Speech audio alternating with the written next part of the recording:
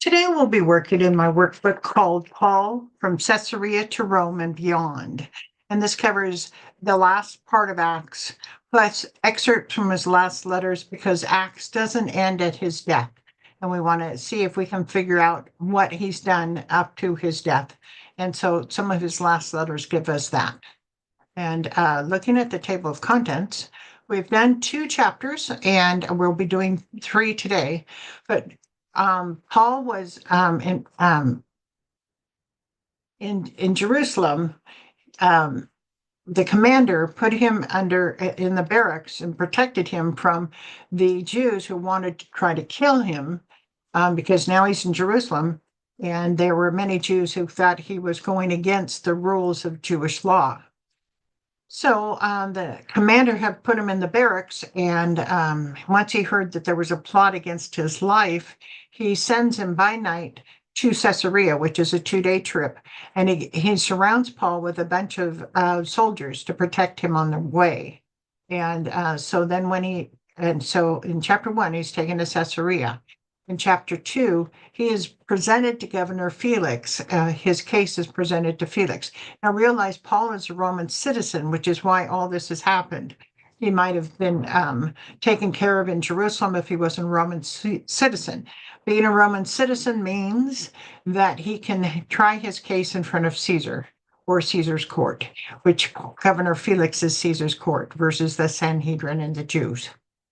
So in chapter 2, his case is presented to Governor Felix, and it's obvious as we watch it that the Jews who are bringing the case have no actual evidence. They just have hearsay evidence, and Paul points that out.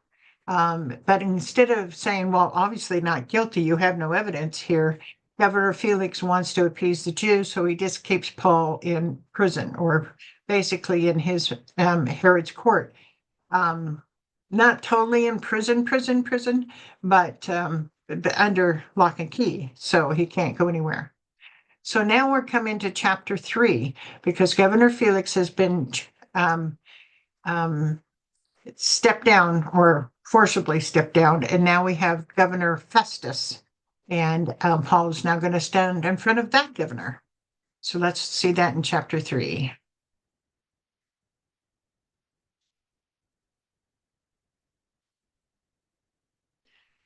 Paul stands before Porcius Festus, Acts 25, 1 through 12.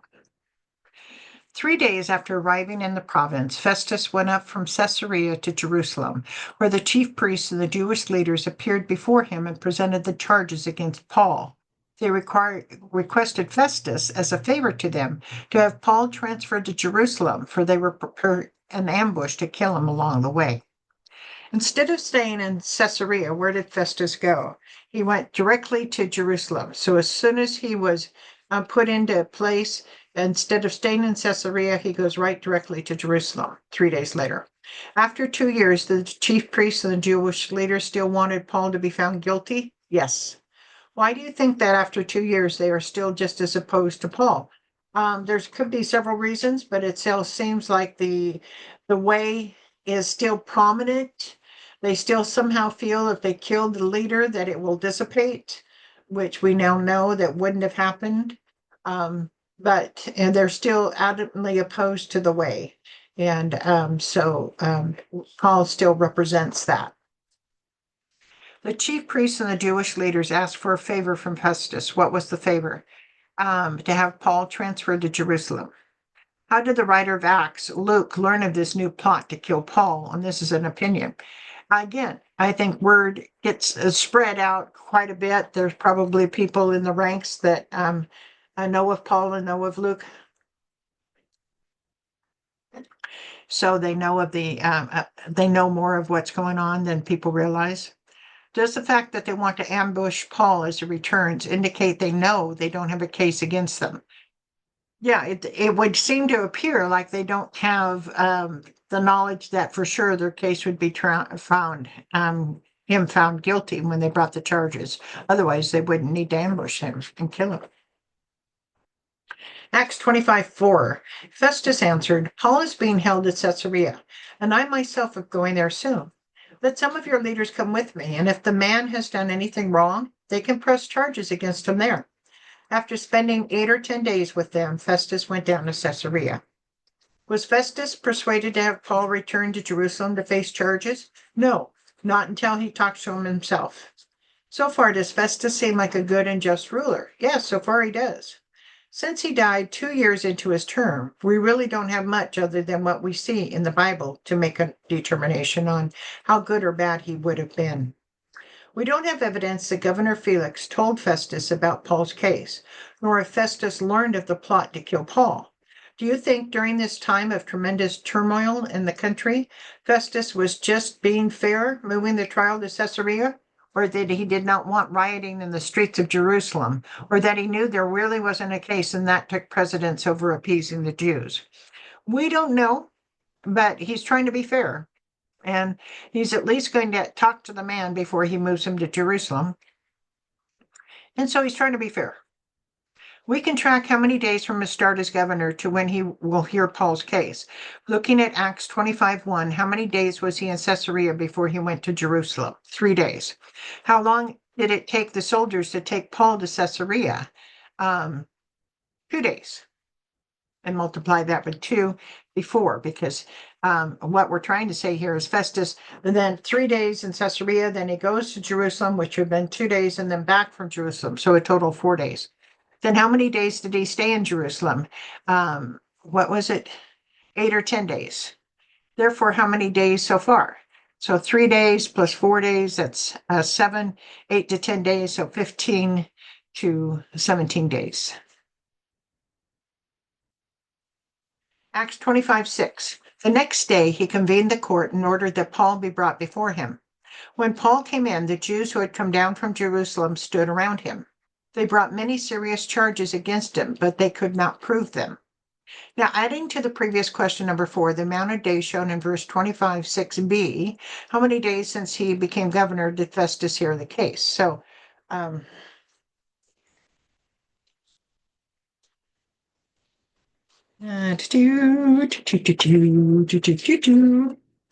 sure I could figure this out.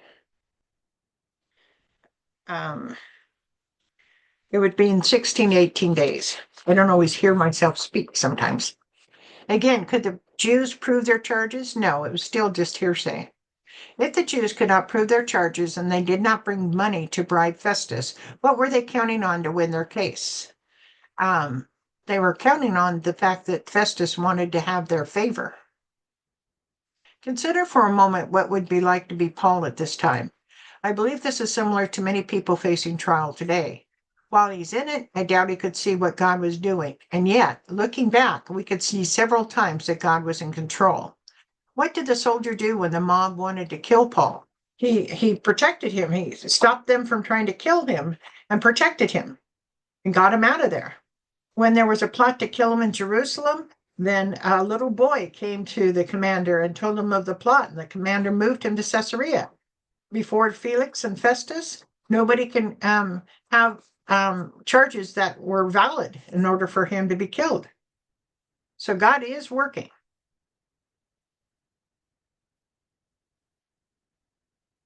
Right?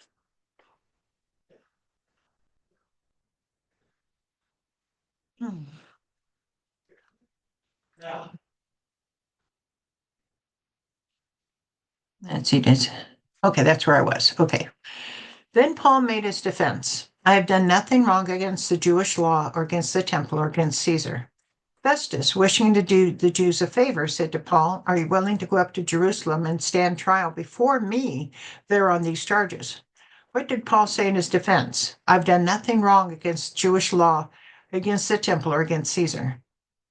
What did Festus want to do as a favor to Jews? Have the trial up in Jerusalem. He would stand trial before Festus instead of the Sanhedrin, but still it would be in Jerusalem. Paul answered, I am now standing before Caesar's court where I ought to be tried. I have not done anything wrong to the Jews, as you yourself know very well. If, however, I'm guilty of doing anything deserving death, I do not refuse to die. But if the charges brought against me by these Jews are not true, no one has the right to hand me over to them. So, complete the question. I'm now standing before Caesar's court where I ought to be tried. It is considered Caesar's court because it's a Roman court.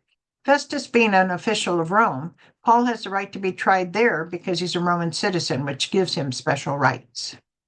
2, I have not done anything wrong to the Jews, as you yourself know very well. How did Festus know very well?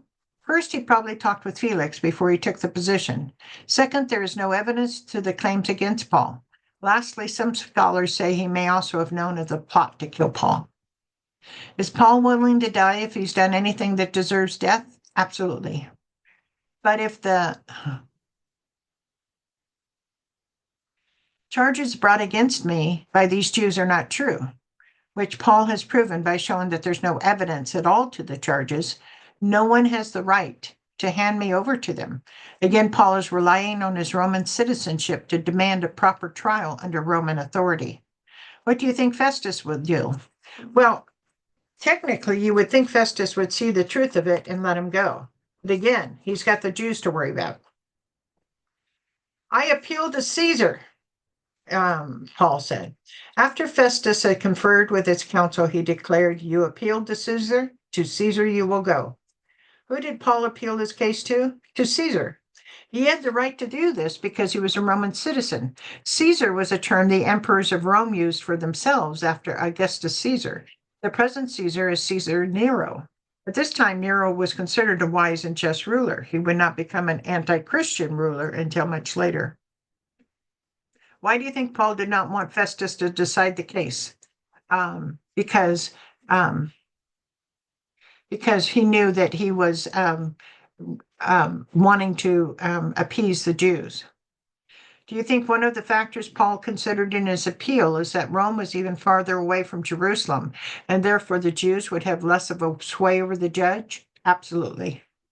Why do you think Festus agreed to send Paul to Caesar? It was a way to get past the buck. He could still appease the Jews and still not find Paul guilty. He could pass the buck. Notice the prophecies Jesus said about Paul below. Acts 9:15. But the Lord said to Ananias, "Go, for he's a chosen vessel of mine to bear my name before Gentiles, kings, and the children of Israel." 23:1, Acts 23:1. That night the Lord stood by Paul and said, "Do not be afraid. You have given your witness for me here in Jerusalem, and you must also do the same in Rome." So we know that he's going to Rome. He knows he's going to Rome, and we know that he's going to go in front of kings. So that's the end of this short chapter. And now the crossword. And I have the answers this time, which is always really good. The Jews brought charges against Paul, but they could not prove any of them. Number 4, Festus told the Jews to send some leaders to Caesarea to press charges against Paul. The Jews were preparing an ambush if Paul was transferred to Jerusalem. Instead of being tried in Jerusalem, Paul preferred to be tried in Roman court. In Caesar's court. One down, 3 days after arriving in Caesarea, Festus traveled to Jerusalem. 3, Paul's defense was that he had done nothing wrong against the law, the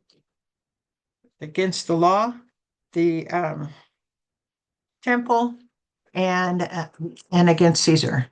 Number 7, Paul had the right to appeal to Caesar because he was a Roman citizen. And that's the end of this chapter. I hope you enjoyed it. Thank you.